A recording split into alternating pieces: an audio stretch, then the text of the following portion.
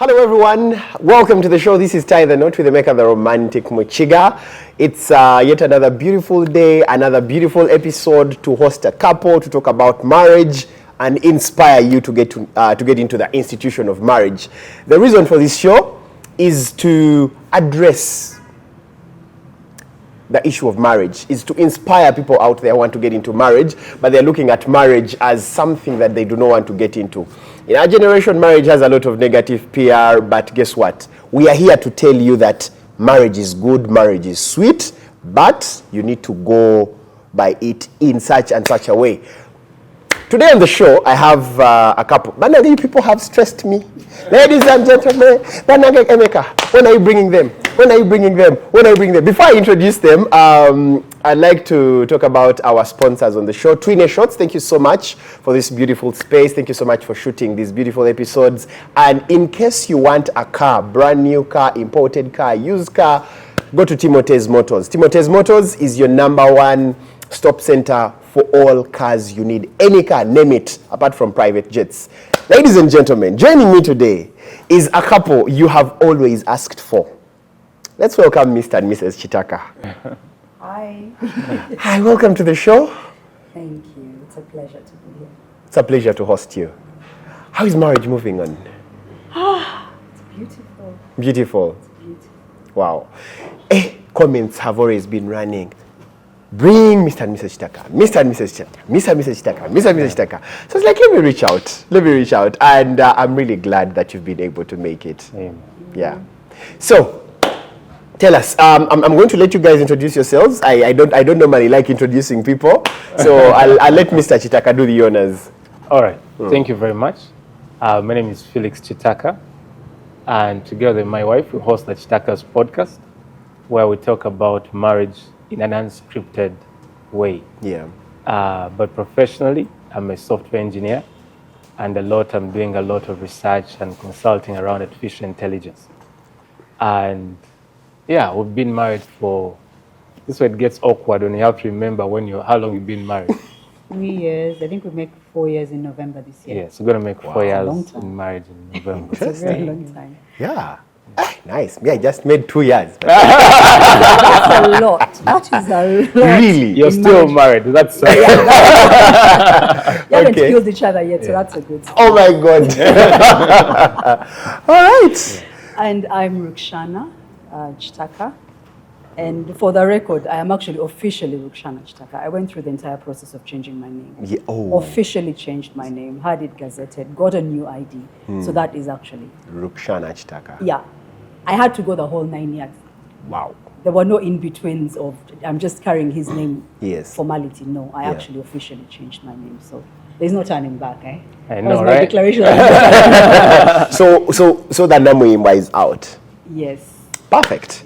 All right. So how long have you known each other? We've known each other since 2019. How 2019. many years is that? 2019, 2020. 6 years? 6 years. For 5 years, 6 years? No. What is same more?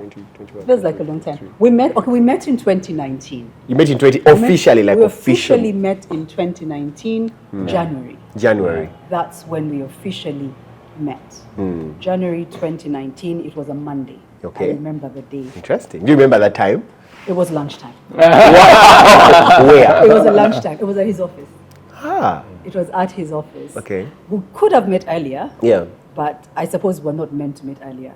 The reason I say we could have met earlier is because we had a mutual friend, Okay. Rachel Mine. Oh yes. She reached out to me in October 2018 and said, there's this guy. She'd gone to a new place of work. Yeah.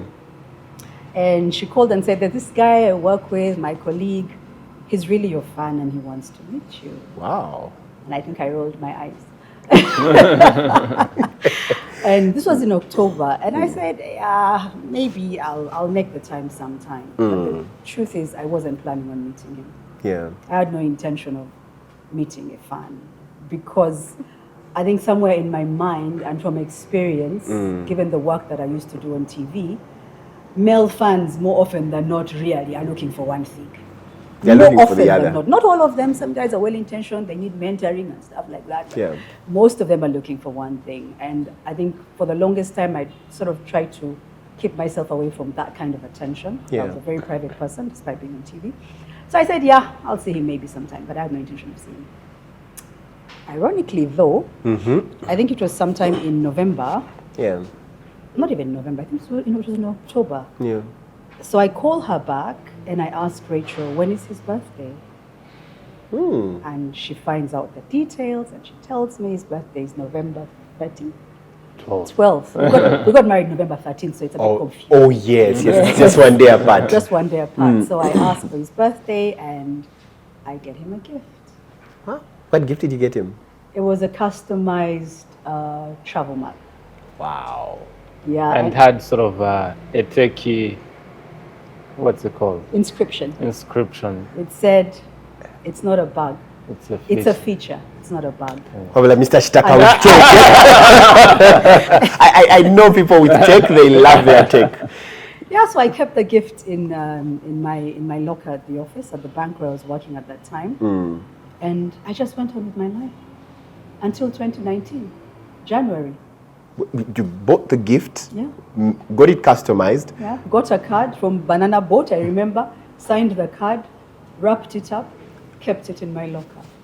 Wow. And truth be told, I had no intention of seeing him. But I just followed a leading to do something, Yeah. to get a gift. Yeah. And I kept it until January. Until January 2019. Yes. Wow. So one random January afternoon, I am at the bank. January was generally slow at the bank. Most of the people on leave in January. Yeah. December is busy. So I was at the bank chilling, doing much work, and I'm like, wait. Why don't I go see this guy? I jump on a Boda B and I head to his office. It was weird. You see, that was the Holy Spirit leading you. Exactly. So I call Rachel. I tell her, by the way, Rachel, I'm coming. Yeah. She's like, oh, it's lunchtime. So I go see Rachel. I think she tried to look for you. Where were you? Yeah. I was playing pool at work. You're playing Where were pool. you playing pool at work? That's what we used to do. Yeah, they used to play. Is it? They said tech people, people who do software engineering. There are guys who come in shorts, jeans. They play pool at work. They are gaming at work. So I understand. So I get there and I had an expectation Yeah. of the person an image of the person I was going to meet. So I'm thinking, I'm going to find this guy. I didn't ask much about him. I didn't Google him. I didn't look him up, which is totally out of character because I Google people. Wow. I Google everyone before I meet them. I research about people before I meet them, even for professional reasons, even for social reasons, because I want to know what I'm going into. Oh yes. I didn't do that for my husband, Wow. which was really strange. But in my mind, I was like, I'm going to get there. He's wearing sagging jeans, red canvas, headphones around the neck. That's the image. He probably has dreadlocks. That's the image I actually had in my head. Yes. So I get there and they're looking for him.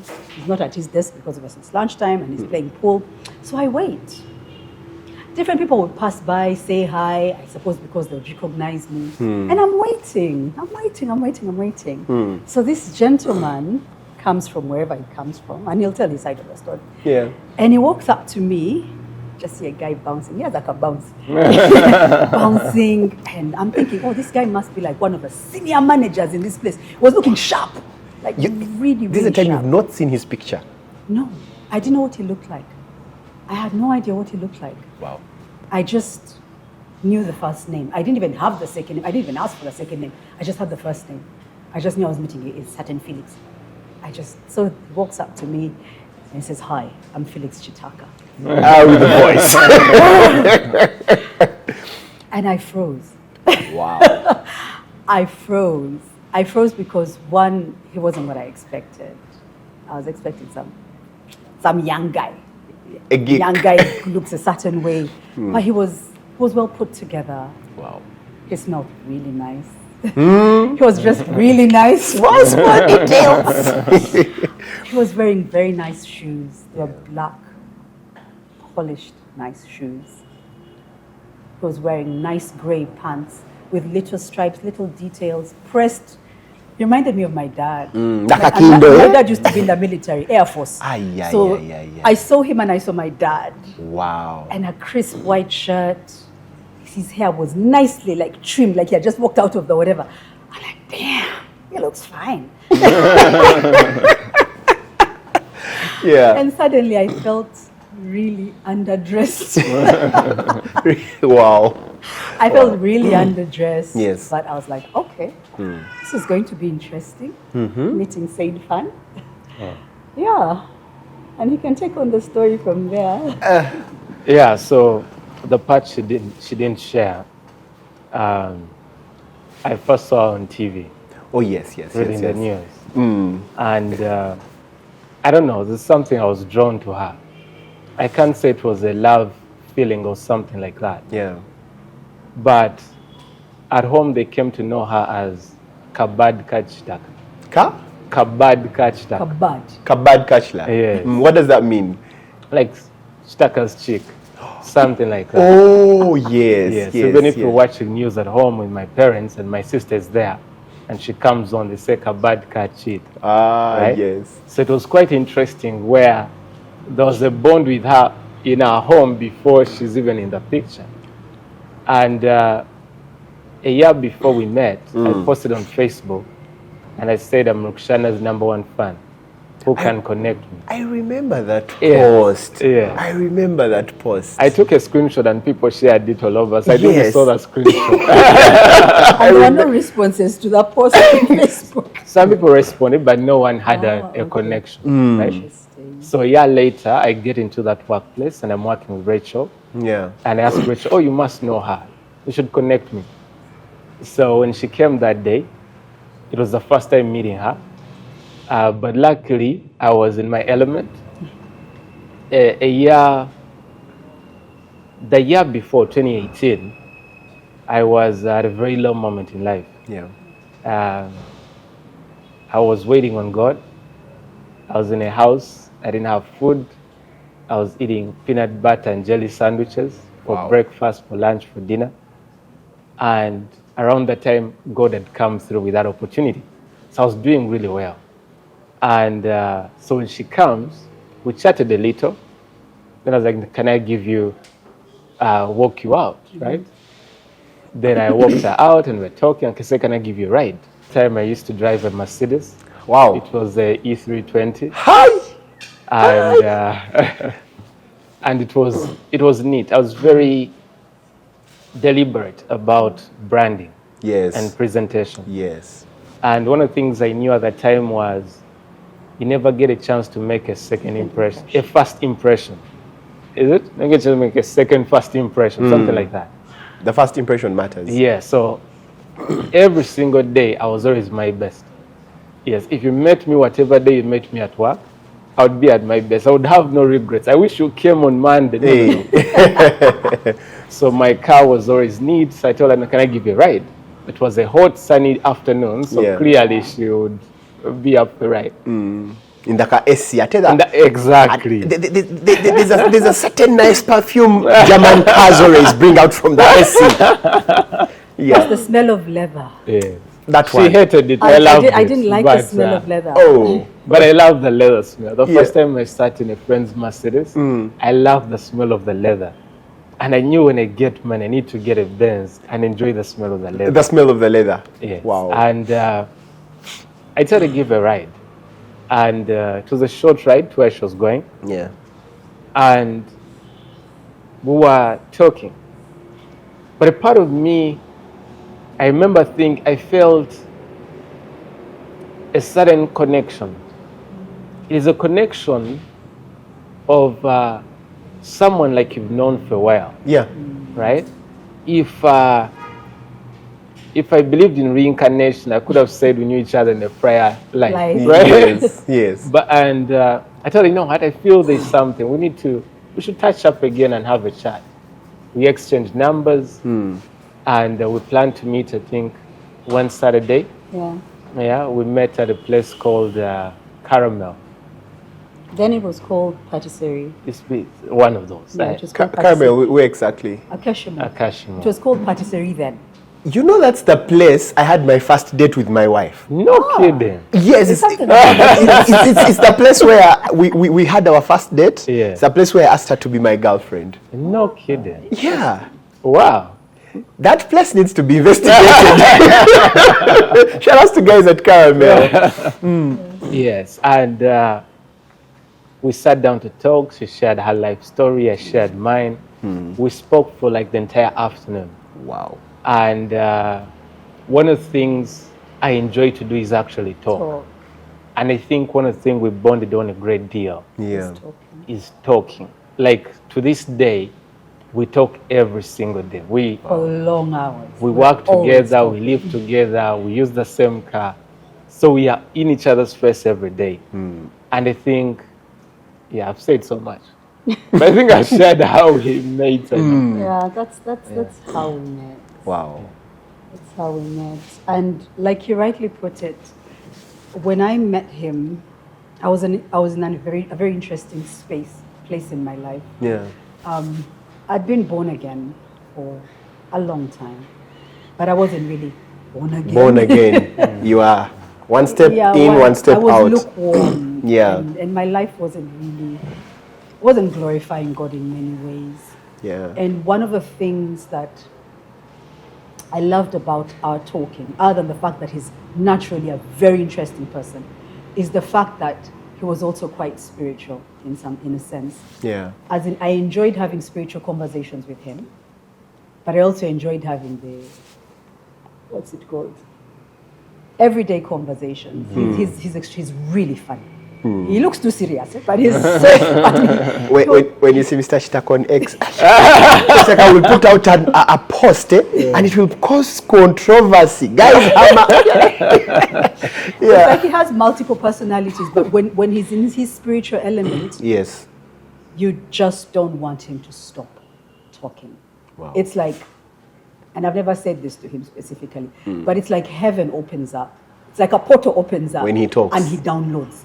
Wow. Exactly. So I used to enjoy those conversations, but also because those conversations helped get me back on track with God.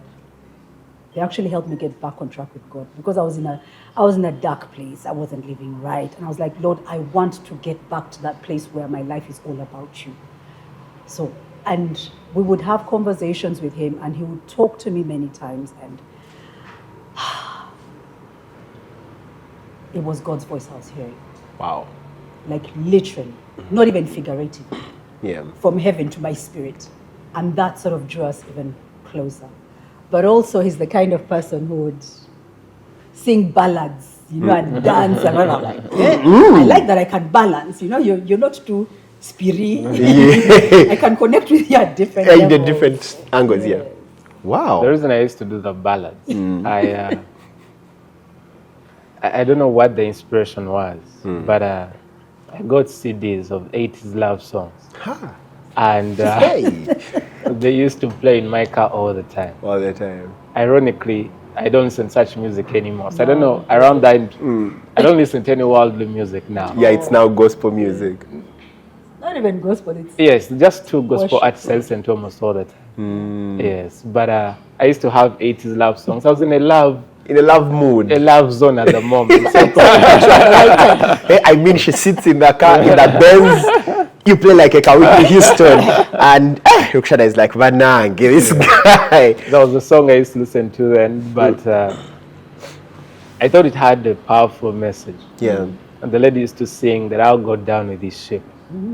Yes, and I don't know from what angle she spoke about it, but I think it spoke to the power of commitment. That's true. Right? That I'll go down with this I'll ship. go down with this ship. And I think one of the biggest challenges in society today is we've celebrated marriage more than commitment. Yes, so we like the pomp of a wedding. Thank you. Yes, like people do weddings. When we did a wedding with my wife, Yeah. one of the things we decided was let there be no showbiz. Let us be humble at our wedding.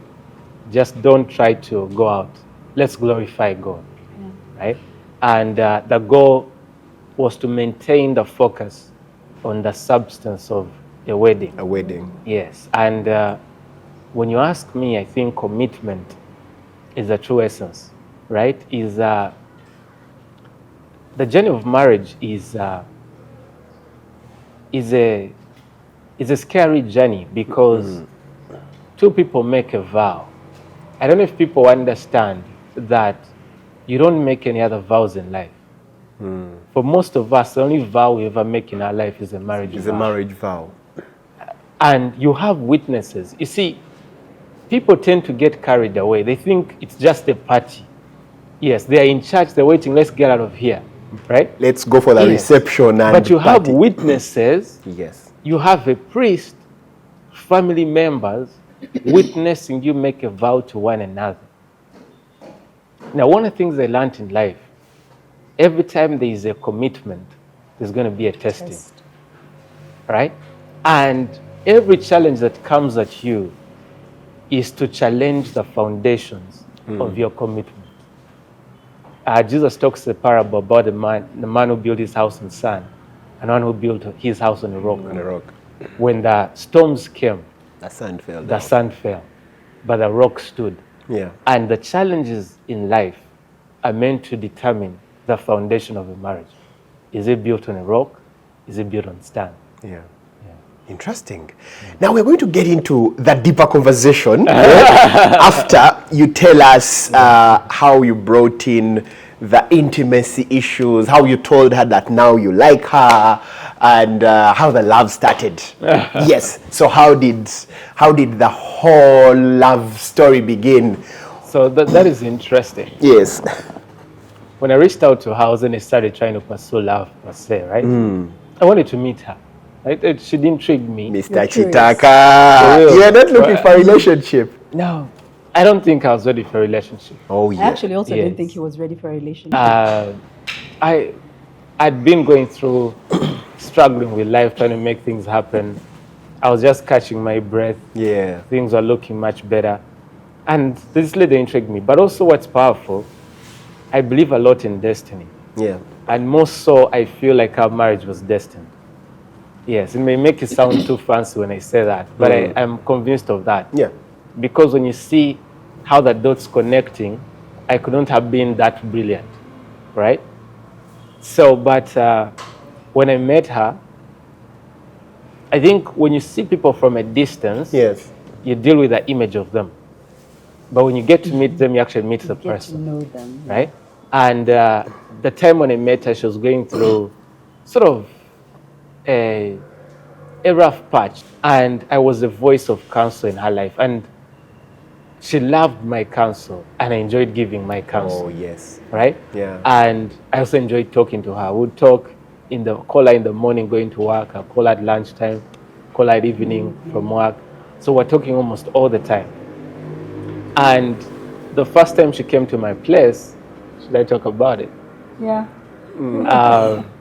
The first time she comes to my place, she was driving some car and looked a bit beat up. Right? There's a long story to that car. It's not her fault. Yeah. And when she showed up, we had I think pizza. Then I walked out home in the evening. She had left it at The washing bay. at a washing bay next to the apartments I was staying. When I saw her car, it looked beat up, right? I was like, this is not the car I expect you to be driving. So I told her, would you be willing to give me your car for some time? Wow. And so I organized someone who fixes cars. And I engaged them, and I found a car for her and a driver Wow. who would pick her every morning and take her home in the evening, so that her car would be taken away. Such a gentleman. And we had it fixed. Wow. Right? I think that left an impression. I think it left more than an impression. How so? Because one, I honestly wasn't accustomed to people doing good things for me or You nice things for me. just used to people not being good to you.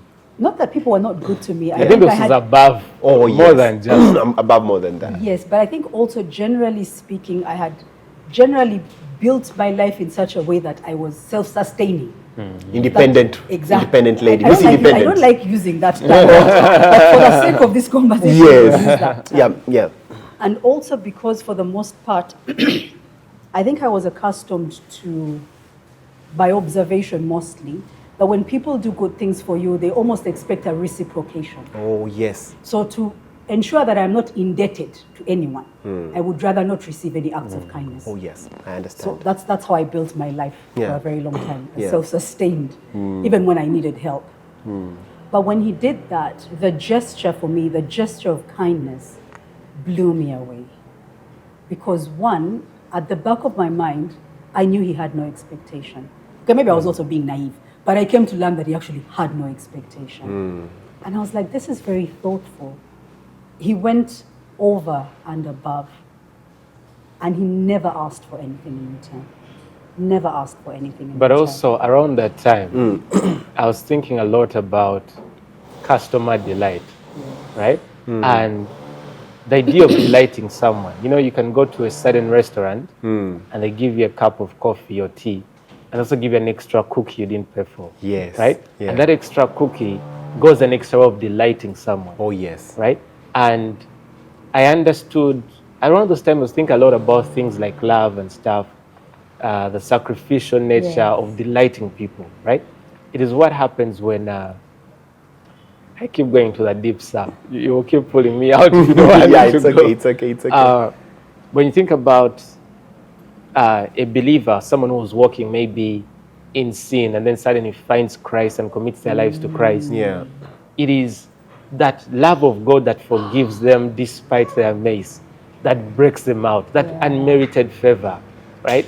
And I think that love was overwhelming. Yes. And what is interesting as well, we met in January, and then a month later it was Valentine's. No. And Valentine's Eve, she was being hosted on a show on Power FM. So, and I didn't know a lot about her, so I decided, you know what, let me tune in. This is a good time to take notes and understand what she talks about. Yes. So, as I listened, she talked about her favorite flowers. Yes. And it turned out her favorite flowers were orange tiger Burnt lilies. orange tiger Burnt lilies. orange tiger lilies. Yeah. I took note of it. Now, delight was my Forte. spirit at the time. So remember that evening, the next day I think was Valentine's. Yeah. Yeah. I called a friend of mine who used to work with a florist.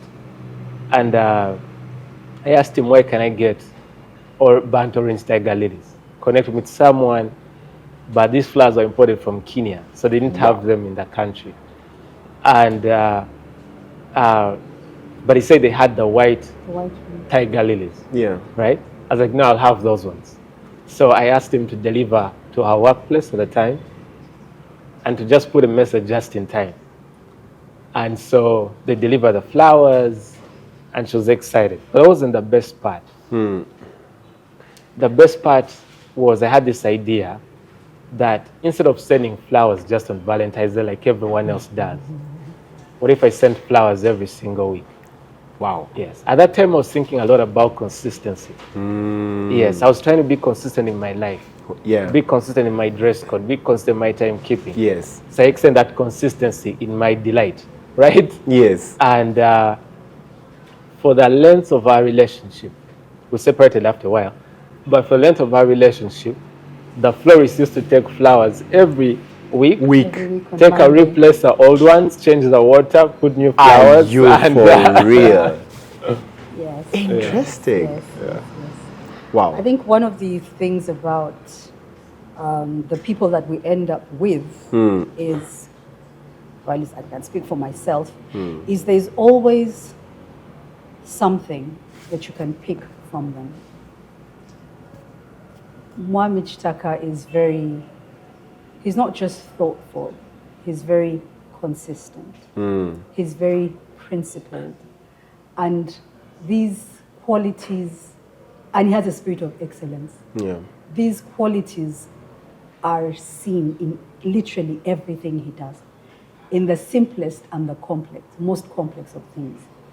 And these are qualities that I believe were very instrumental in tweaking me a little bit, for lack of a better word. It's easy to see some of these things and just dismiss them. Yeah. But it's also very likely that because I was exposed to quite a number of things about him earlier on, I actually began to think, I think I don't mind spending the rest of my life with him. Yeah. He just seemed perfect. He seemed perfect. He filled a very large void in my life. Yeah. Like a really, really large void in my life. And what's interesting is, at that time, I thought I had it all. I thought I knew it all. I thought I'd seen it all until I met my husband. Wow. It was almost like God was showing me, yeah, you've done a couple of things, you've accomplished quite a bit, you've seen so many things, but let me show you a better way. Wow. And I could not get to that place of a better way on my own. And that's why for me, sometimes I'm asked, did submission come easy? Not that easy. That's going to be one of my questions. But it was easier to submit. To him. It was easier to submit to him. Because of the man he There were is. struggles, Yeah. but because I saw, how do I explain it, Mom Kitaka? It was easier to submit to him. There are some people I would never submit to. I know. But it was easier to submit. He led me even before he led me, for lack of a better word, before we got married. I saw someone that I would want to be led by, even before we got married. So I got emotional for a minute. I know if your wife describes you like that, single people, hi. Well, let's continue. So Yeah. last evening, Yes. I wanted to write on X that I really love my wife. Right? Honey, ex-people don't like such things. I think one of the comments was going to be, That was very Mwami touching. Kitaka, and up to Jibaleke. Did we leave this up for you? Yes. Yes. But I didn't get around to it. Yeah. But hearing her speak, we are 4 years into marriage, right? And she speaks well of me, and it is not just in the show in public, but even at home. And it's moments like those when you feel how blessed you are. You get? Yes. And so I thought on your show, you wouldn't have to tell her that she's really appreciated. Thank you. Yes. You're going to make me cry. Over to you. Okay, so, Mr. Kitaka, what we want you to describe for us the day you told her that, okay, now, Rukshana, I like you, I just don't like you, but I love you, and I want us to be an item. Our journey is interesting. Conventional. Really? So part you missed is how we separated. Yes. Okay, now let's get it, because you said you guys separated for a while. Yeah. How did that separation occur? What caused it, and for how long was it? Okay. Yeah. So we met in 2019. Yes. And along the time, my wife made a bit of a habit of passing by my place and spending the night, right? Yeah. And as a Christian, there was a conflict in values and stuff. But then there was it's compromise. But then Compromise, yeah. in around middle, like around April, I was supposed to go to the US. 2019? Yes, 2019, after we had met. Yeah. Supposed to go to the US. The client I was working for, I was supposed to meet them for 2 weeks Yeah. just to get to know each other. And as I was going, it was going to Boston. And I told myself, when I go to Boston, I'll find time over the weekend and travel to New York. Because last time I was in US, I didn't get to check out New York. And before I would go, I had a voice in my head said Texas. I was like, Texas? That's weird. Who do I know in Texas? I was like, TD Jakes. I was like, no, what? Oh, yeah. But I don't know. I just let it go. Then I reached out to a friend of mine who was living in New York at the time. It's called Nimrod. And they said, hey, Nimrod, I've been in New York, from Plan B, New York. Are you willing to host me? Like, Felix, I would have loved to, but I'm sorry, we moved to Texas. Then you remember the voice. I was like, wait a minute, something is here. So I made the plan, I'm going to go to Texas. To Texas. So when I went to the States over the weekend, I went to Texas. and went to Pastor T.D. Jakes' church. Nice. Yes, and while I was in the church and he was preaching, I had a chance to, when I went to the Potter's House Church, I saw such a magnitude of I don't know how to describe it. You see, sometimes we find born-again churches in Uganda that look quite humble. Yeah. Right? But this church was so huge, and the parking lot was one side of the highway. There was a flyover from the parking lot to the church space. Just for the church. Yes. Yes. And it was seeing the excellence and the success of believers. You get? Because sometimes there's a compromise where, as believers, you think the world is ahead of us and things like that. And that sort of strengthened my faith. Yeah. And I decided to commit my life to Christ. To Christ. Yes. And when I was thinking about it, like, no, the way I'm dealing with this relationship, it's often a bad foundation. As like it can't be done. So when I came back, I told my wife, we can't do this one. I think we have to end it. And what's interesting is at that time when he was calling it off, unknown to him, the last time I was there before he left, I had a feeling that when he came back from the US, things were going to be different. I didn't know what it was, but it was a very sad feeling. And I remember when he was leaving, I asked him if I could keep his apartment. Just watch over his apartment. He didn't need watching over. But I think I just wanted to be, there. In the space. Yes. And I remember that particular night, I cried and I cried and I cried. Okay, I cry a lot, but I had no idea why I was crying. But now when he came back and we had the, what I call come to Jesus conversations, and we had the very, very night he came back. Yes. It's actually when we had the conversation, right? And he said, we can't keep doing this, it's not right. And of course it broke my heart. And I was like, how am I going to live without him? I was so used to talking to him all the time. It's like he had become my crutch, for lack of a better word. But the beautiful thing is, we continued talking. Even after the separation. Yes, we continued talking. And I feel like that breakup was occasioned to allow us actually get to know each other better without things getting mixed up. To genuinely get to know each other better and appreciate each other without the complexities that come with everything else that comes with when you're messing up together. Yeah. And we actually built a friendship, a deep friendship then, which was really important for me because I was at a place in my life where I really wanted to get married. Yes. The clock had gone round and round and round, it had even broken. Yeah. Now, but of course, at the back of my mind, I was like, Lord, I want to get married to a friend of mine. I want the person I get married to be my friend. But all my friends were married. Wow. All my friends were my age mates, really. My friends were married. Some of them were divorced.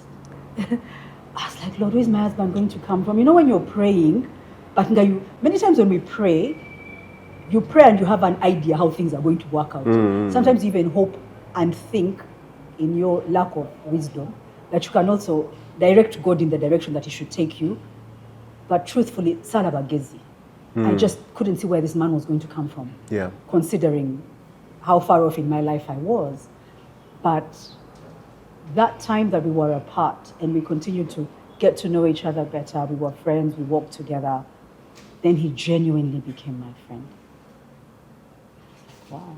Of course, I thought about that much later. Not in that season, it was in hindsight. The interesting part is what happens when you break up with a lady and you send her flowers every week.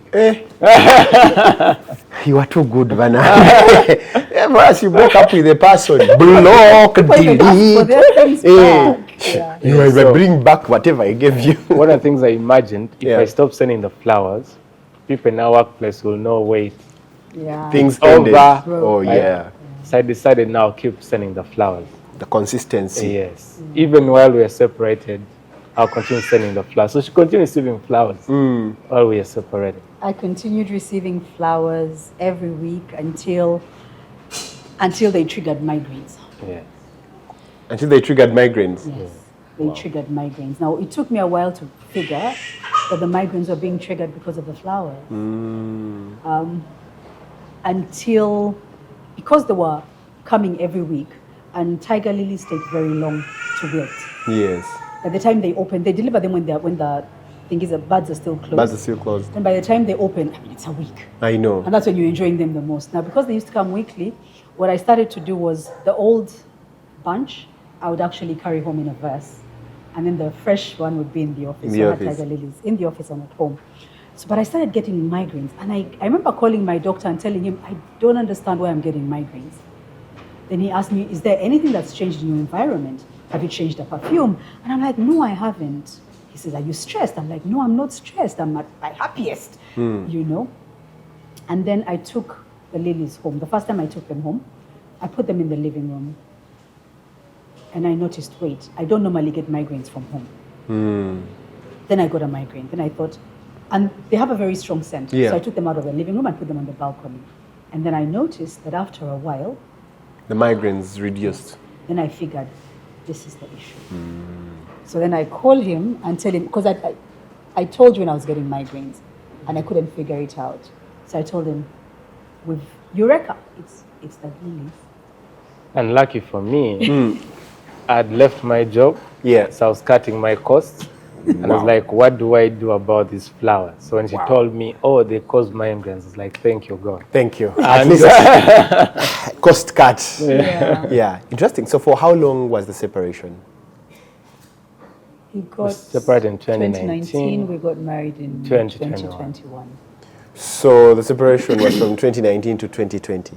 2021. To 2021. We got married in 2021 November. Yeah. Okay. So during the whole time of separation, you guys were strengthening your friendship. So when you got back together, he was like, let me marry you. You want to tell a story? No, Please tell the you story. start telling the story. I hallucinate sometimes in my memories. So around that time, we used to have fellowships together. Yes, I was very intentional about understanding God and things like that. Yeah. So my wife was trying to get married at the time, and so I was supposed to. I introduced her to a lady who I happened to know. She's an intercessor, and she was working with her and stuff, believing God for marriage and things like that. Then one day, the lady asked to meet us both, and when we met her, she said, God told me that Felix, no one will ever understand you like Shana, and Shana will never understand you no one will ever love you like Felix. So like it's up to you guys. Wow. And in that moment, we unanimously said there's nothing to think about. Then decided we're getting married. And this was in June. 2021 lockdown. Yes. Actually, that evening is when the lockdown happened, the second lockdown. Yes, the second lockdown happened then. So we in unison said there's nothing to think about. We're getting married. And I remember she asked me, when do I want to get married? And I said, November 12th. Because I wanted us to get married on his birthday. But of course, it wasn't a suitable day, so we moved it to 13th. She asked me, when do you want to do the introduction? I said October 17th, which was my birthday. Wow. We ended up having it on 16th. And she said, it shall be done. And that was it. And we started planning a wedding. Wow. Planning a wedding. And Interesting. what's interesting about that is, for the longest time, I thought that I would have had a whole year to plan my wedding. That would have been my desire, to have a whole year, to be meticulous about everything. And I think that sort of speaks to the person that I was then, wanting to be in control of literally everything and so many things. But God set me on a journey of realizing that I had tried many times and I had failed in so many ways, but letting God take control is always the better way. So even us making that decision in June for a November wedding was really a step of faith. It was COVID, it was lockdown, there were resources to be found, planning. It was crazy, but we trusted God every step of the way. The fun fact, around the time we decided to get married, I was living in an empty house. With nothing. I had a mattress on the floor. Wow. And a stool and a table I used to work from. And bedsheets. Yes. But so that's a long story. That's a long story. Interesting. All right. So during this whole time of separation, you said you got to know each other better. You got to strengthen your friendship. And what else did you learn from that separation about each other?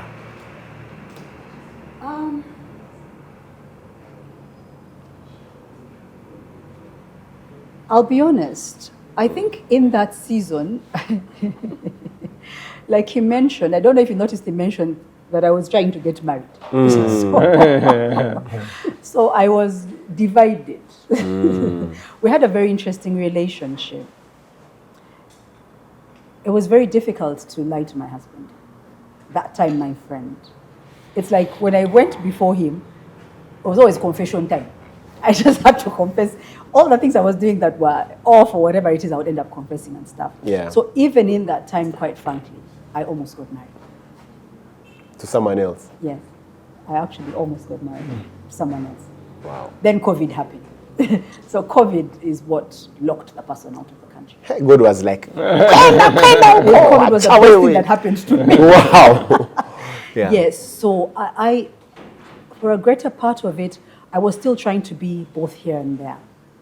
I was not entirely committed until I got to a point where I think I came to the end of myself and I said, Lord, this thing that I'm trying to figure out isn't going to work if I try to figure it out on my own. So now I am going to first park that aside. My desperate desire to be married before a certain age, I'm going to put it on the side, and I'm going to focus on knowing you.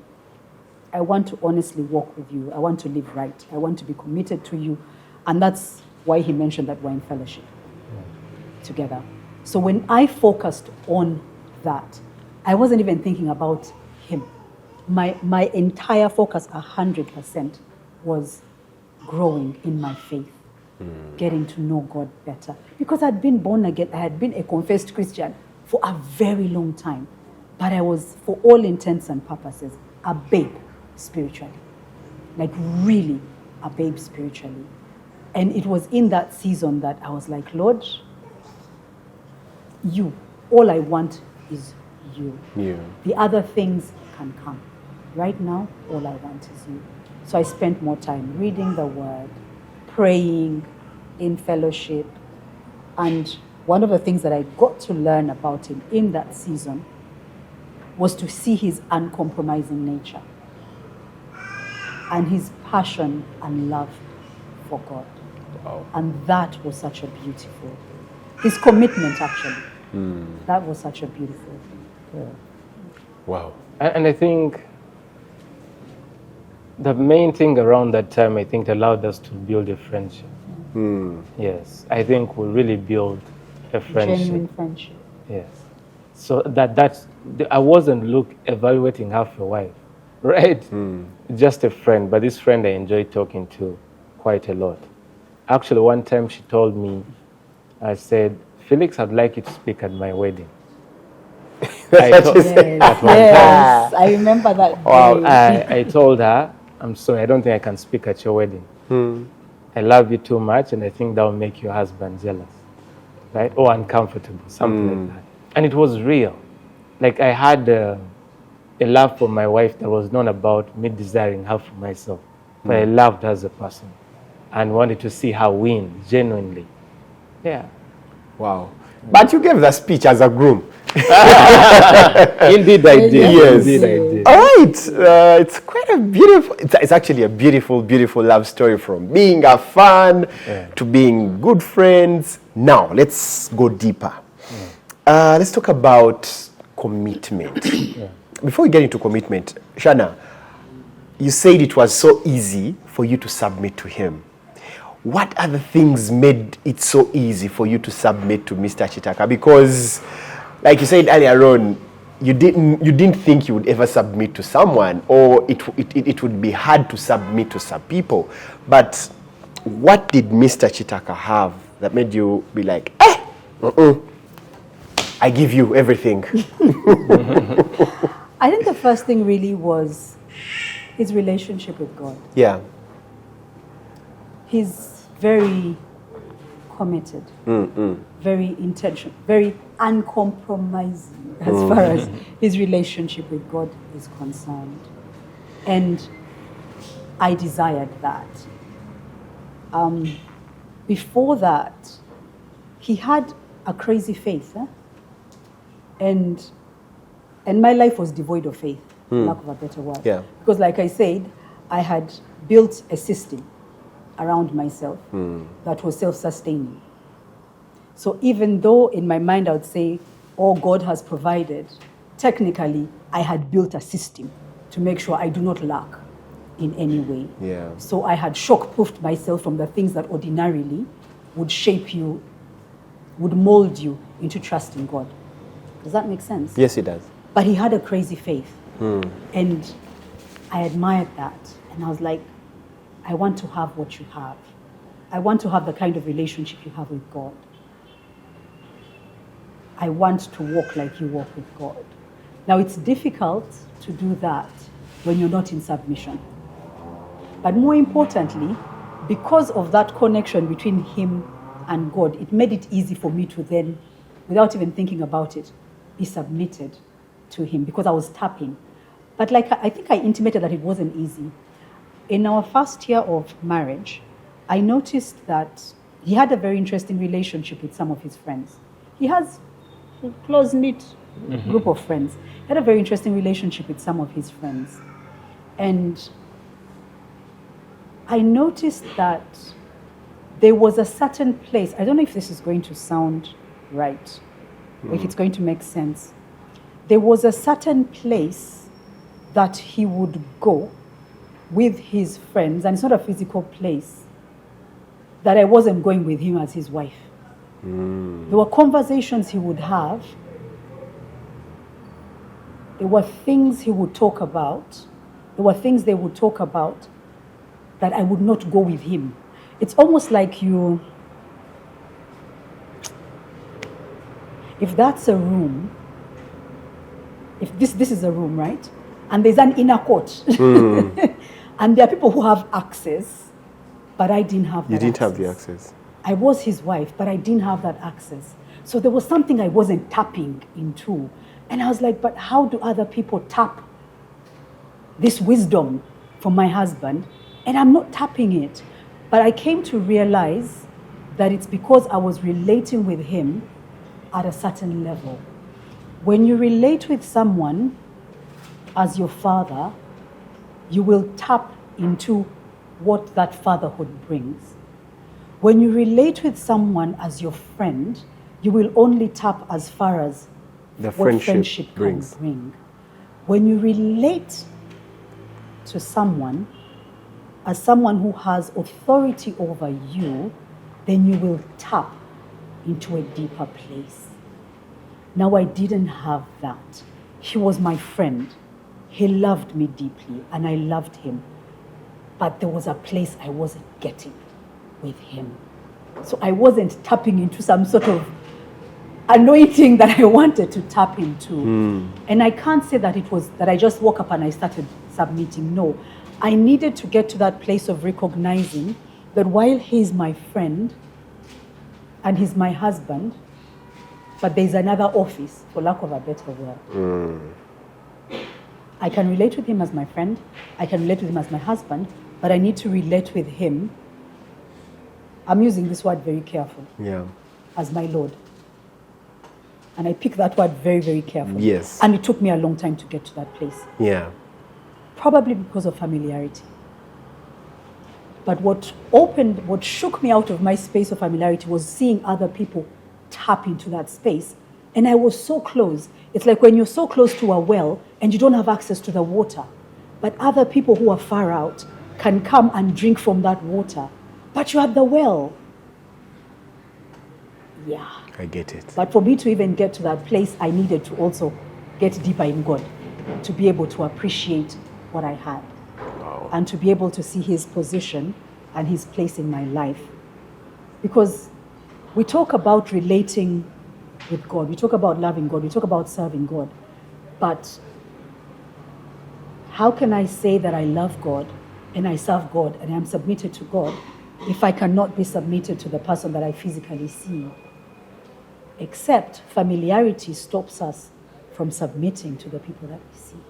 Say that Because word again. we see them. Familiarity Yes. stops us, makes it difficult for us to submit to the person that I see. Because I see him in Every his day. strengths, I see him in his weaknesses, Weakness. I see him in his flaws, and I forget that this relationship or this place of marriage is both physical and spiritual. We dwell a lot in the physical spaces, and we miss out on what comes with dwelling in the spiritual places as far as marriage is concerned. Wow. Aish. Such wisdom. Wow, wow. Mr. Kitaka, how easy was it for you to love her? What made it so easy for you to love her deeply? Apart from you being her number one fan. I think my wife is a phenomenal woman, and I don't say that because she's my wife. Yeah. I think she's been a celebrated person in this country before she was Mrs. Kitaka, right? So she earned her position, right? And I came to realize that when you see a star shining, it doesn't shine out of nowhere. There's a certain energy that enables it to shine. And my wife has a certain glory about her. But when you see her as a person, it makes sense, right? It is, she's excellent. Anyone who has worked with her could bear witness, right? Take, for example, the anchoring of news. It's easy to go in the newsroom and just start reading news, right? People have already prepared them. But she goes in way earlier and then reviews the news other people wrote and make sure they sound right. And then she does it. It's an excellence about her as a person. Yeah. But I think there was something I felt. You know, one of the fears that can be about getting married is what happens if you see something else better. There's a way when my wife came into my life, she had enough volume. She had enough volume to fill a space that I wouldn't worry about someone else filling it. You get? She's a person I'm proud to associate with, because marriage is an interesting element. There's a trust on both of us. We are associated to one another. Each of us can mess up the other's name, right? If they hear about Mr. Kitaka was at Olympia in the night, that can be very disruptive, right? Even how in another part, we saw Shana in this place, that would be messed up. But it is someone who, has your back, adds value to your name, and protects your name. And it's clearly hard to define in a single place. This is how I knew I loved that. It was just, I think, I told you in the beginning, I think it was destined. And you just feel like this part of you that was brought to you, it fits so perfectly, right? And I think that might be the struggle. The struggle is our attempt to explain and make it seem, Felix, I was so brilliant, I saw this, what I saw. But I think she just fit perfect. Yes, and words are not sufficient for me to explain it, but she fits so perfectly that I don't have regrets. I don't have. There's you may have had the list of potential wives, and then somebody went ticking off, and the other one refused, and this one was there, right? Yes. There was no other person I would see in this position. So it was a no-brainer. I really had no options, right? There was no better option. Interesting. And Roxana, Yeah. you talked about the clock ticking. Yeah. And how you felt like, okay, now if I don't get married by this age, how were you able to deal with all that pressure about the clock ticking and seeing years go by and you almost getting married to someone during COVID? Were you getting pressure from your family? And were you looking at friends and be like, these guys have done it since Chintu Seko?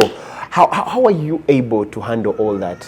Because I know for ladies, for the ones I've seen, it kind of takes a toll on them. Yeah. Yes. How are you able to handle that? Honestly, it's never easy. I think for me, thankfully, the pressure wasn't from my family. Oh, that's Yes. good. The pressure wasn't from my family. It was more internal. It was twofold. It was internal and it was external, but the external pressure was more intermittent. You know, you have the ability to shut out noise when you choose to shut it out. It doesn't mean it's easy, but you have the ability to tell yourself a story and you run with that story. You build a narrative and you run with it. Yeah. I didn't mention one of the things that I actually do, other than most people know me for TV. Yes. I'm actually a communication specialist. Yes. And I worked with several organizations running comms. So you build a narrative in your head, and if it makes sense for you, you live by it. So for the longest time, I had a narrative in my head and a justification for why things were the way they were. They were. The moments that got hard were when I would wake up one morning and find myself in the newspapers. And the reason I am in the newspapers or the tabloids is because I am unmarried. Those were the moments that would really bring me down. Red pepper. Oh! Red pepper. Red pepper. I remember those articles. Wake up and there's an article, beautiful but unlucky. Aye. And your face is nicely put there.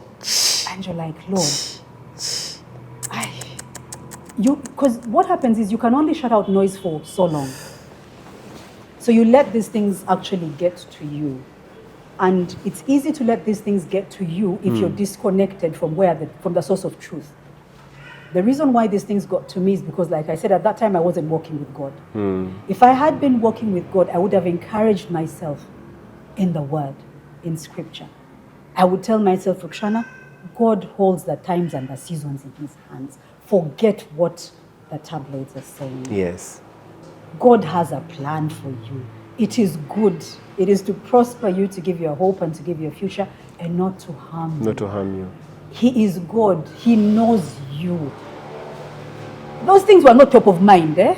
They were not top of mind. They were not. Because I was disconnected. I was totally disconnected from God, even though I was a Christian. Yeah. So it was hard. I would get into mini depressions. You start feeling sorry for yourself.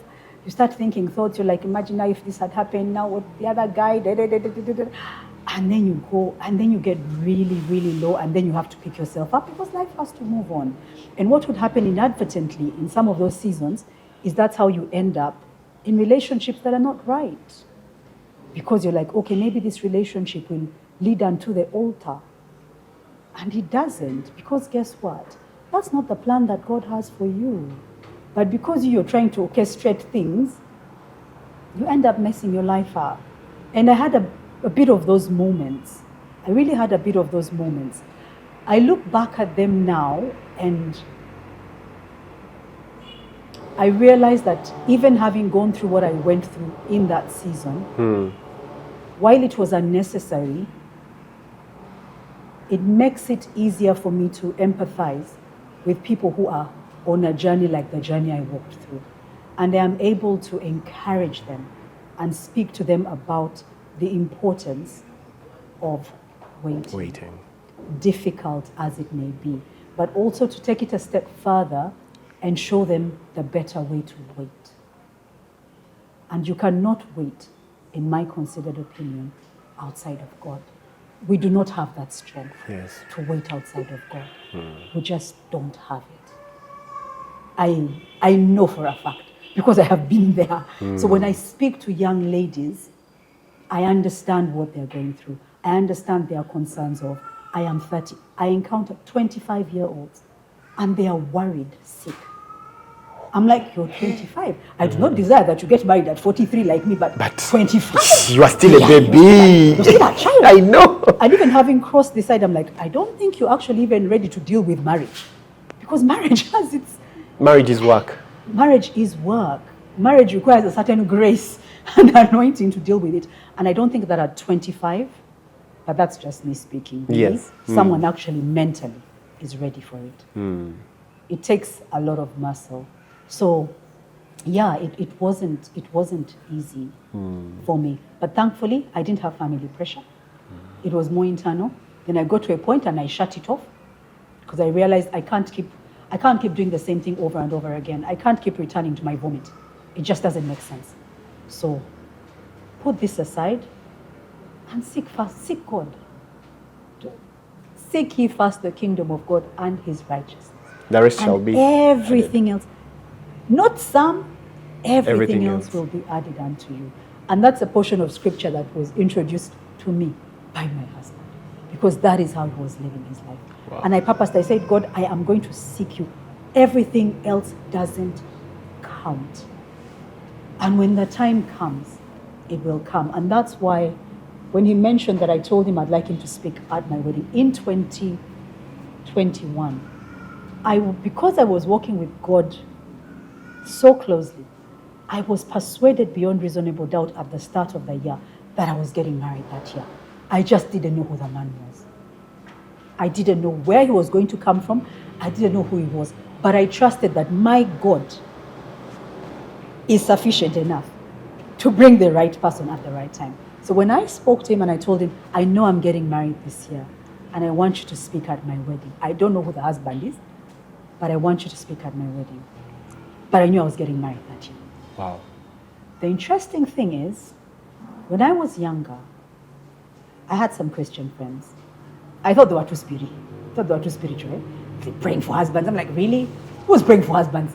Guys, God has so many issues to deal with. World hunger, world peace. You're taking him a husband issue. Choose, the man will come, you will accept, and you'll move on. But like I said, I was a babe. I was totally clueless.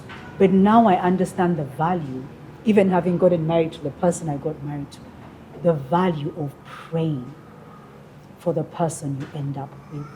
Because marriage is not a tick box exercise. Shouldn't be a tick box exercise. Marriage is life. Marriage is destiny. Marriage is kingdom purpose.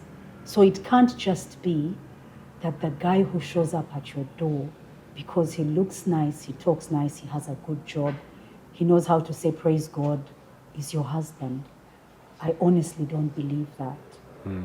I know people believe different things, but my considered opinion is that God, who knew me, who has a plan for me, who purposed and forged out my entire life, knew that the perfect person to bring all that into play was Mommy Kitaka and no one else.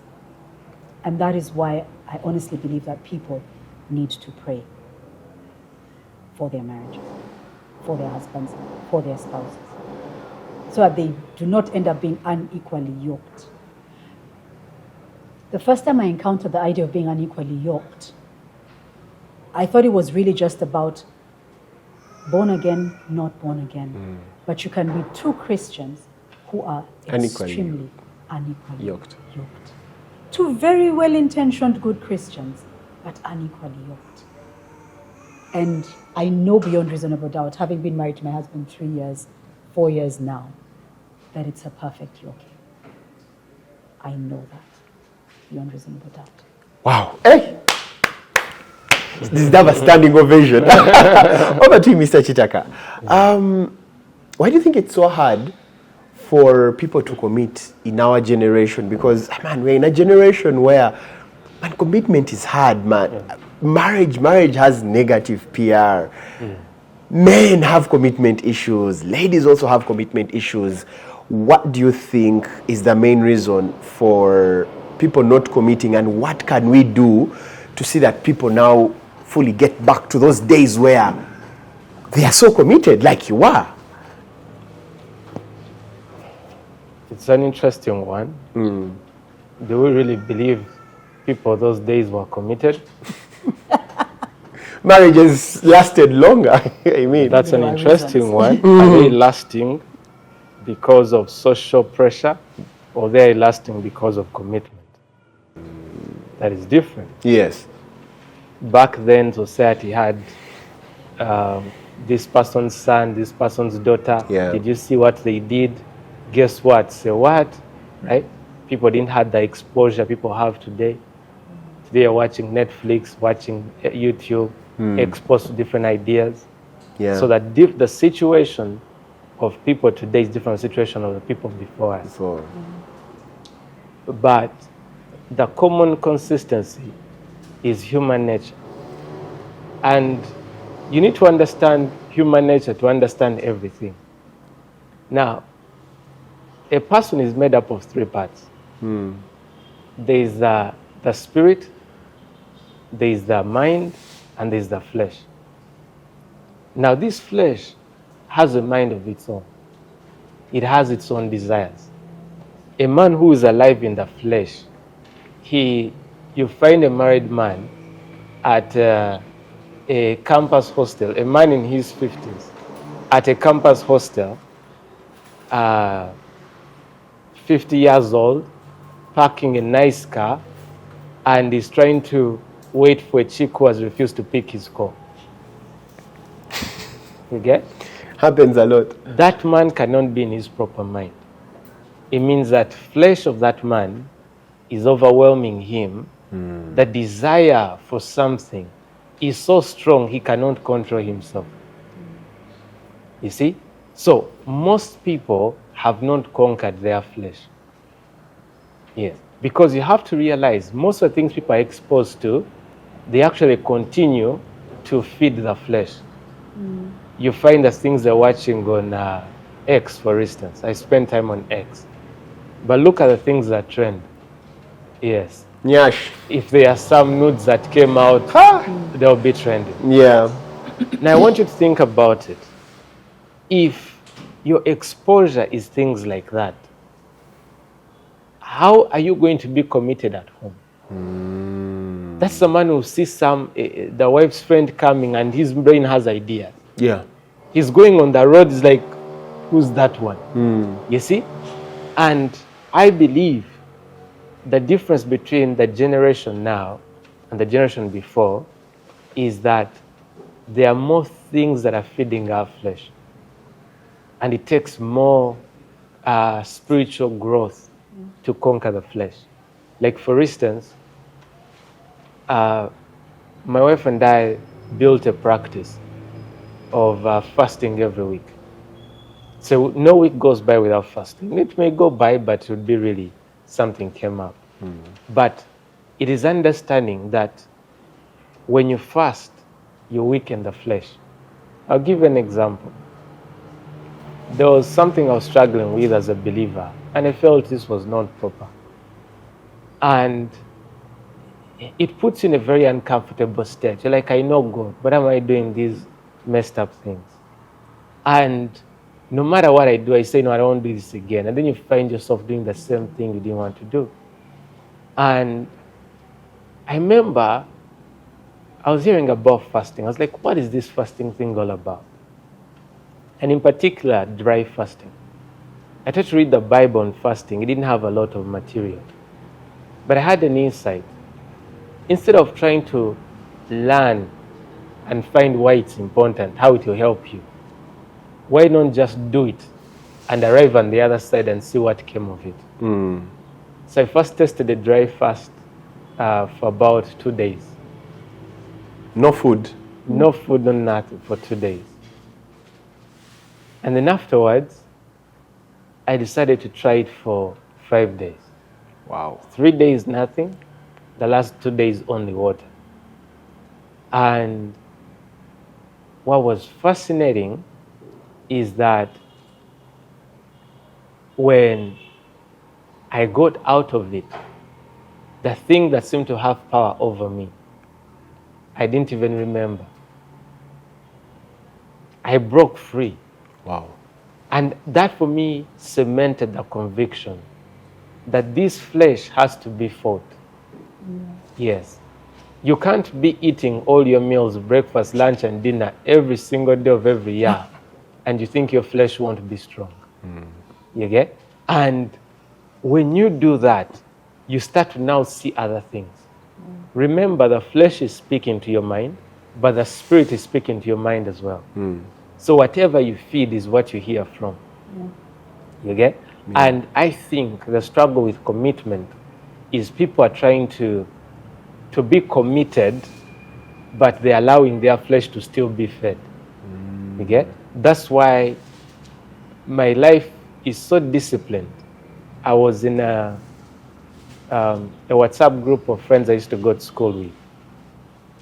And they posted some funny conversations of lustful things.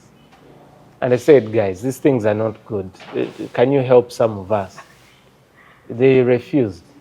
I left the group because I protect my soul much more. It's more important.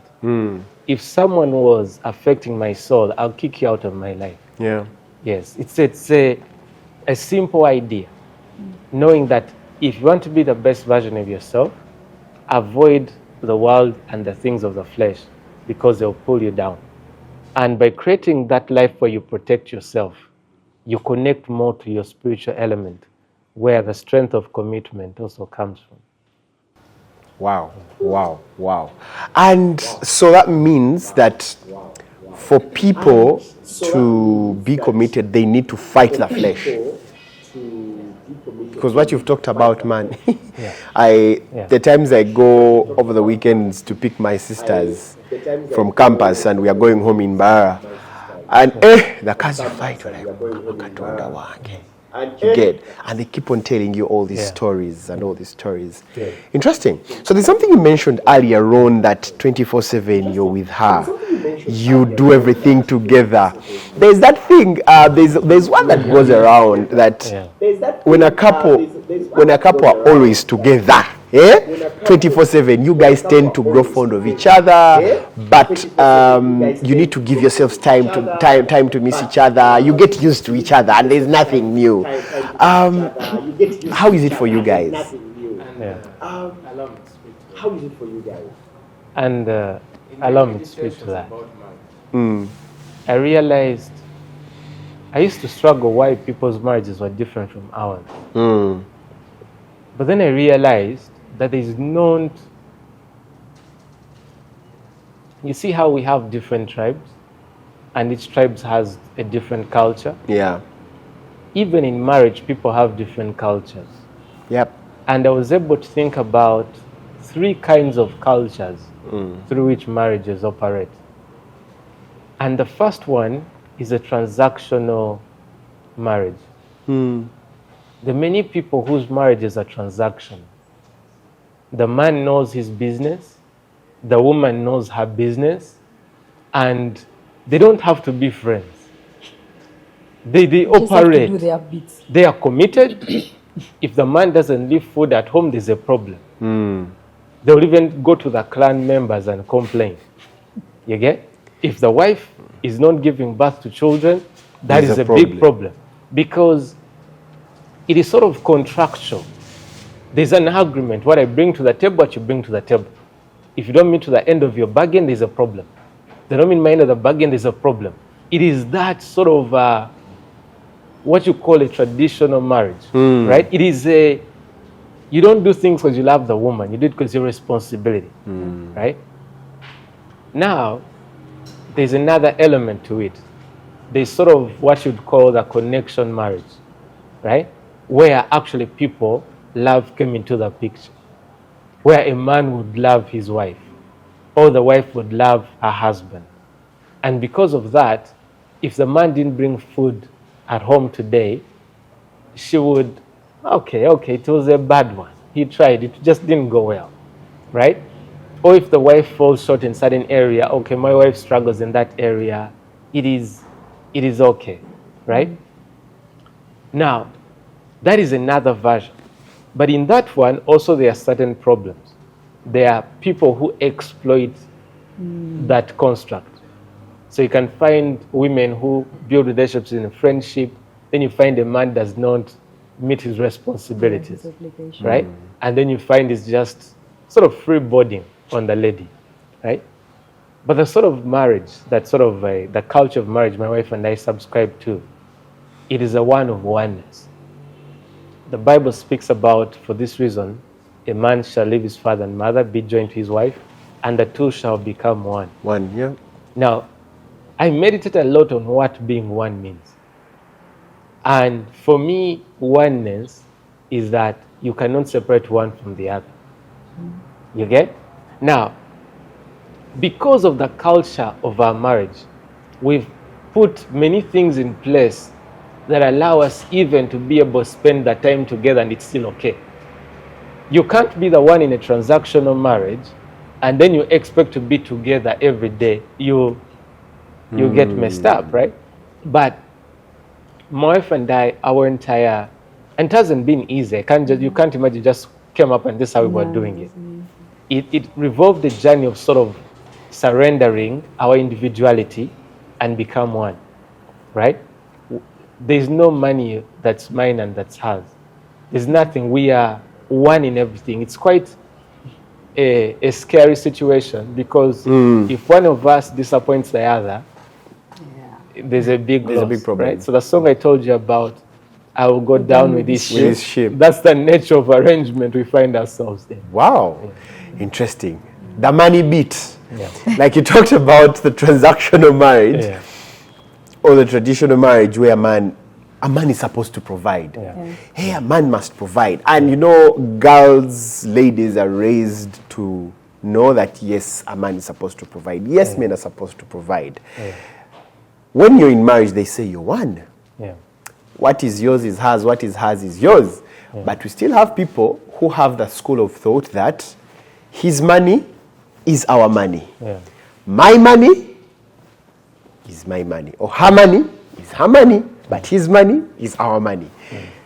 And you find that a man is paying rent, buying food, doing all that stuff. But when it comes to the wife, he does her hair, fuels the car, buys this. The day she decides to like do something, there are a lot of words that come with that. What's your take on that? Money in marriage. Do you want to speak to it? No. Oh, okay. I think you have better competence to speak to that. So I don't blame those people because that's what they've seen done, right? A man once said that culture is protection against ignorance. So that has been the culture. It is. It may not be the best, but it will protect you from the worst. Right. But I've always believed that because culture is general, you cannot be great following the general path. If you see everyone selling the same product, you can't expect to be the richest by selling the same product. No, you'd have to sell something no one else is selling. And one of the things I believe, if two people are one, you are in it together. Like I'll give you an example. I left, I had a good job 1.5 years ago, and I walked away from it because I felt a leading and to leave my job. But before I left, I told my wife, I'm considering leaving my job, and we are going to live by faith. And she's like, I'm willing to do it if I'm with you. So I told her, bring a pen and paper. We're going to sign a declaration of faith. The way that Kitaka has declared this day that we shall live by faith and not by sight. It was on 20th June 2023. 2023. Yes. Yeah, 2023. And it's been a long journey because we tried to do something that didn't go well and we had to change things in there. So it's been quite a low financial journey, right?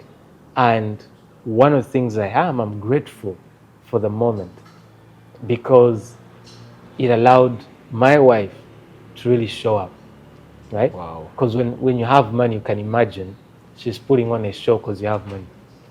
When you have a low patch and you see yourselves working together to solve your challenges day in and day out, that is when you realize, wait, this is my person. This is my person. So we have a company together. We go to office together. We're trying to figure things out together. Wow. Yes. It wasn't easy, right? Along the way, that culture that you grew up in will come calling. Yeah. Right? Yeah. But the power, Seen it. I can't judge my wife for where she may fail one day. I judge on what she's been consistent with the other days, right? Because in all, she has shown, when I told you I love my wife, many men, I feel, home should be the place where you rest, that allows you to be your best. But many men, home is a place where the pressure is. You get? That when you fail in the world and you come home, they're going to judge you for your failing. Right? Now, I, on the other hand, is a different dynamic. Right? My wife is with me. Right? As a matter of fact, sometimes I worry more about the experience I've taken her through. Right? Because our culture, it is against failing. If someone fails, it's like, wow, this person failed. They judge you. Right? But what people don't realize, there is no way to greatness without failure. Yeah. Even Jesus was murdered before he became seated at the right hand of the Father. Thomas Edison, the man who invented the light bulb, he said he tried 3,000 times before it got to work. Now, most of us have settled for mediocrity in our lives because we can't stand the failures. And much more so, if you can't stand, your failures cannot be accommodated at home. Do you get?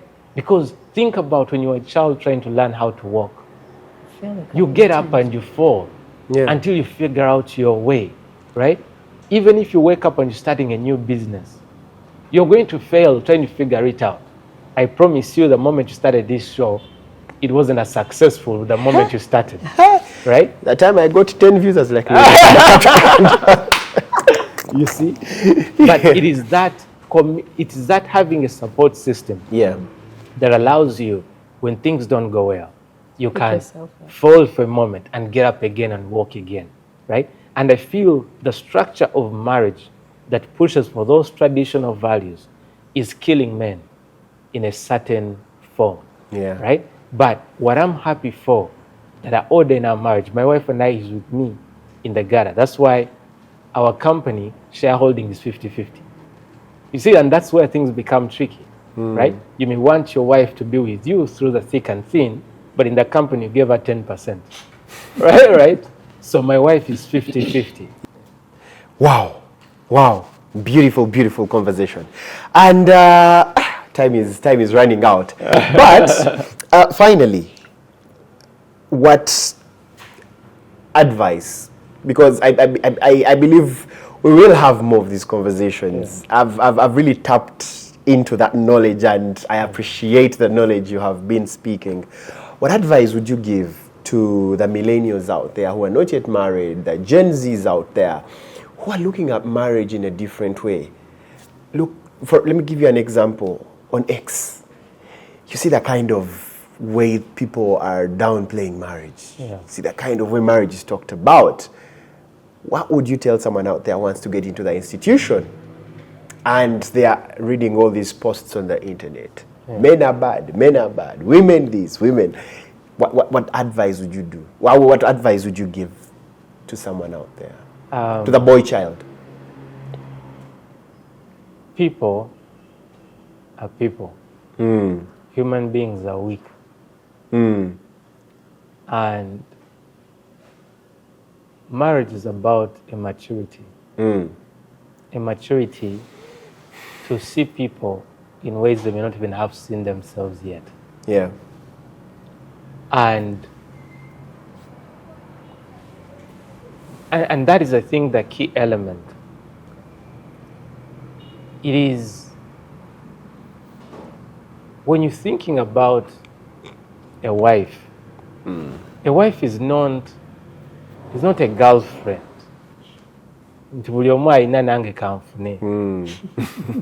It is, there has to be a sense. Yeah. What is your purpose? Yep. I would say before you even think of getting married, think about what is your purpose. You get? Yep. Because when you find that woman that is aligned to your purpose, it is a no-brainer. The reason why you see many marriages struggling is because the foundations are off, relationships struggling. Relationships are off. You get? A man saw a lady because she looked good. But the lady had different business. Yes. Maybe for her, she just wanted the man to take care of her. And then you dated that and pretended to be the one who can do that. Then it turns out you want a wife at home. But she came as a girlfriend material. You wanted to wife her. You get? And now you say these women are not real, they ain't loyal. No. What were you looking for? Yeah. Right? The Bible says, who finds a wife Finds a good thing and obtains favor from the Lord. And I think not every woman is a wife. Your wife. She may be someone else's wife, but not yours. Right? And I was thinking about something recently, and this is why I think many young men may struggle. When you look at women, they exist in two parts. Yeah.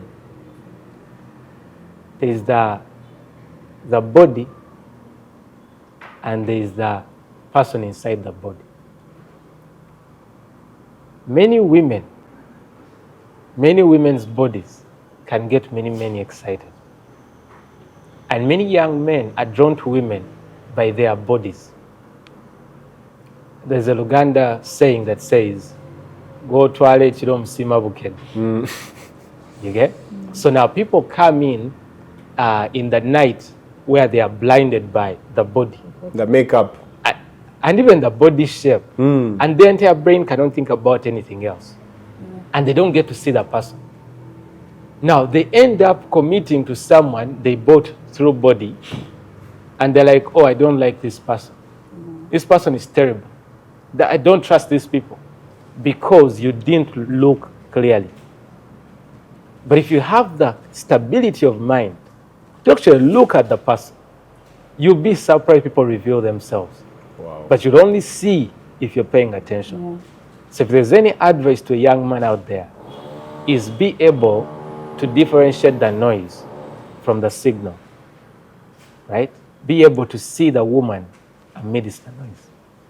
So, literally, meaning to the boy child out there, don't just look at the body. Thank you. You can have a good wife, even when she does not have the body. The body does not matter. No, this doesn't mean doesn't matter. Yes. It's like, if you can find a woman with a perfect, most beautiful woman, everyone says, well done, and you don't sleep at night. You see? Let the body be complimentary. My wife is very beautiful, right? But that is secondary. The most important part I'm grateful for is the person who can take care of me at home. Yeah. Is the person who's with me through my lowest moments. Is the person who works together with me to succeed, right? That is the valuable person. The body is secondary. Perfect. Wow. Shana, your advice to the girl child out there who is saying, men are trash, men are dogs, men are bad people, men are users. Hey. I really can't speak to the ones who see men as trash and users, because I don't think I have a word for those ones, quite frankly. The ones I can speak to is the ones who say, I hear this thing about submission, but I can't submit to this man. Taina Rugendo. These guys are not about any business. They're not going anywhere. Yes, he's Christian, he's doing stuff, but I don't see a plan. And what I would say to them is your place as a woman is not to be looking for the man. You're the one to be found. You're not the finder. Yeah, you're the findee. You're the findee. You're the one that is meant. The Bible says, "He who finds a wife, not she who finds a husband." A husband.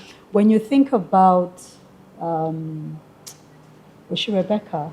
Was Rebecca the one who was at the well? Yeah. Rebecca. Who's Rebecca's husband again? Isaac. When Isaac was ready to get married, and his father sent out a servant to go look for a wife, and he went to this land, and they found Rebecca was at the well. She was doing whatever she was doing at the well. Sorry, I am beginning to slur in speech because the migraine has shot. I understand. That's why. So Rebecca was at the well. She was going about her business. And this guy comes with his camels, and he was looking for a wife. I don't think he expected to find a wife at the well, but maybe he went there because that's where women were doing chores and stuff. And he found Rebecca, and he asked for water to drink. And Rebecca gave him water, but she did more than just give him water to drink. She drew water from the well and gave it to the camels to drink. Now, if you know anything about camels, they drink a lot of water. Yeah. He asked for his own water. She went the extra mile. Rebecca wasn't positioning herself to be chosen as a wife. She didn't know there was a wife-searching contest. She was just being her. She was in her element. And guess what? She ended up being Isaac's wife. She was going about her business. So our place as women is not to position ourselves. You keep hearing, position yourself appropriately, do this.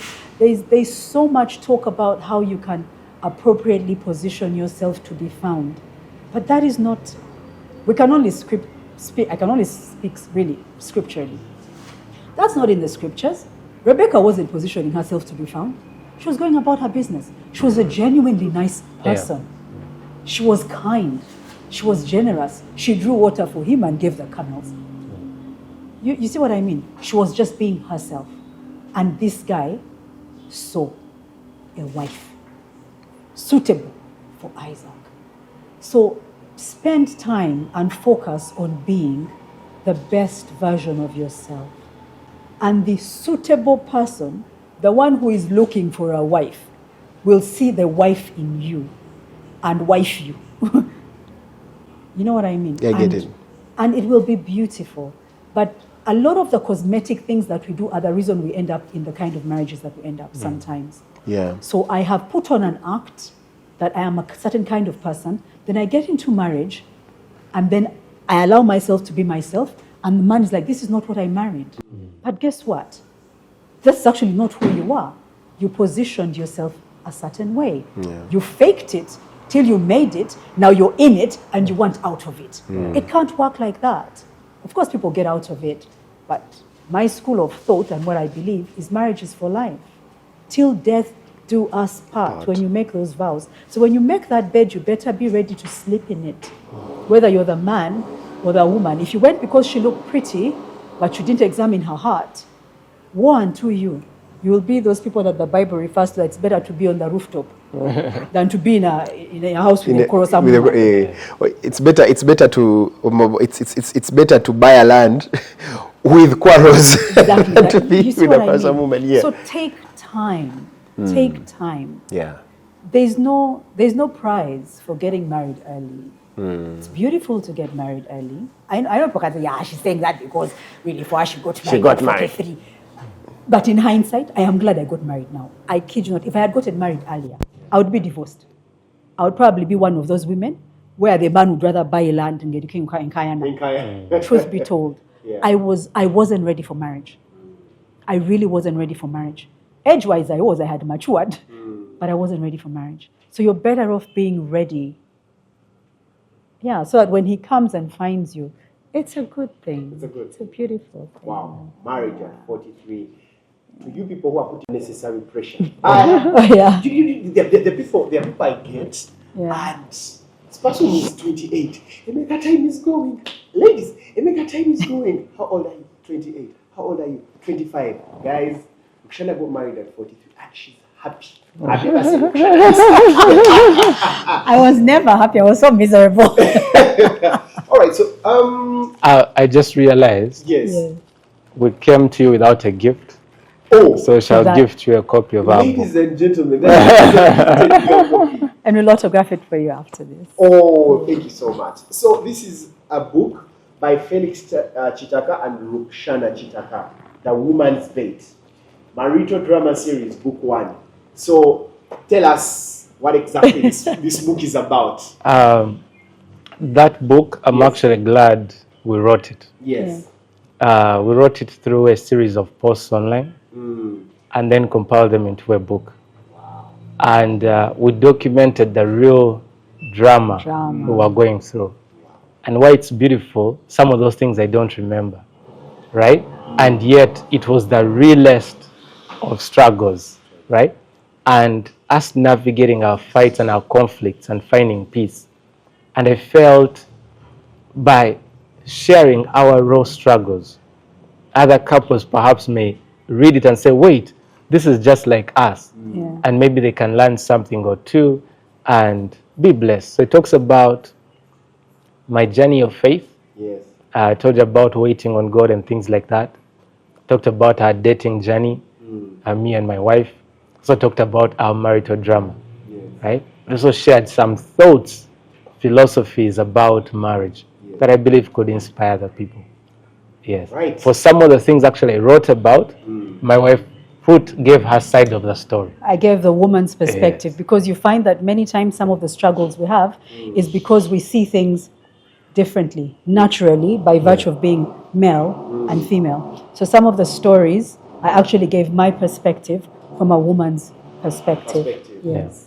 Interesting. So, this is my copy. So, where can one get their copy in case they want to buy it? They can get it at a restock, but we also have the WhatsApp number where they can order and to be delivered for them. Okay. Yes. Could you just read out the number? So, Do you have the number offhand? I don't have it offhand. no. Okay, I'm going to get it. Then it's Yes, running. we'll It's have running it. on the screen. Perfect. So you're going to get The Woman's Bait. It's a beautiful book. You know, I enjoy the posts on X about marriage.